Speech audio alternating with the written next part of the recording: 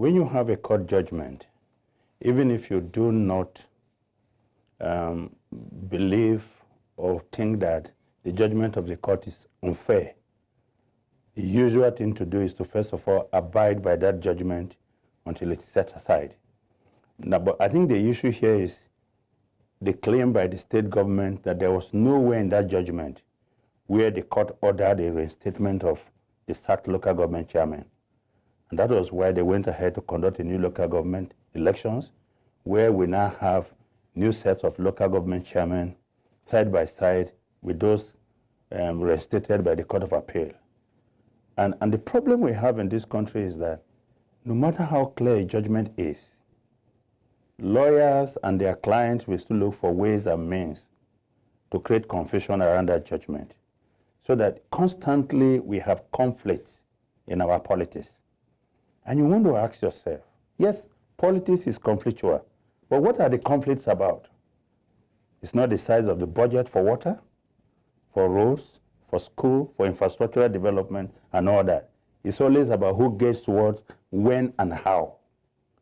So if you ask me, I think that even though they conducted the new election, they should have sought for interpretation of the judgment of the Court of Appeal before conducting the new election. But now that they have done so, they should have waited before these guys are sworn in.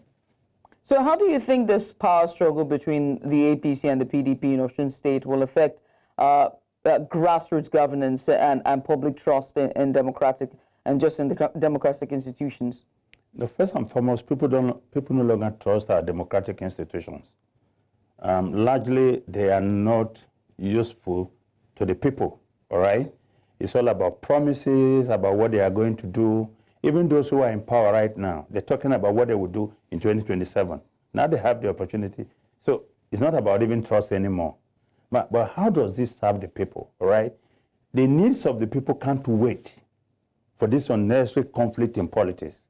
So I will appeal to the leaders in the state, or leaders of the two political parties, that they should consider the interests of the people first, in their politicking. For them, this is just a game and a sport. But for the people, it's a reality. It's about their lives. And so the local government must be governed by elected people, okay? The right set of people that were elected to govern. Because the purpose of having local governments in the first place is to bring governance closer to the people. And they are doing their own part of it by always coming out to vote to elect their representatives.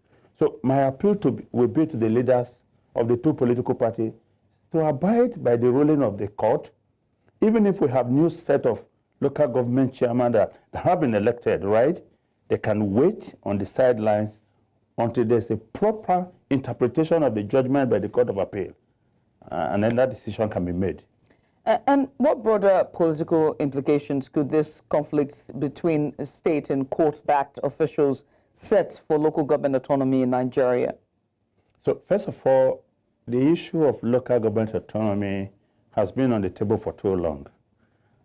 When this president came and felt that the best way was to take the matter to the Supreme Court for interpretation, a lot of people clapped for him, but I felt that was an easy way out.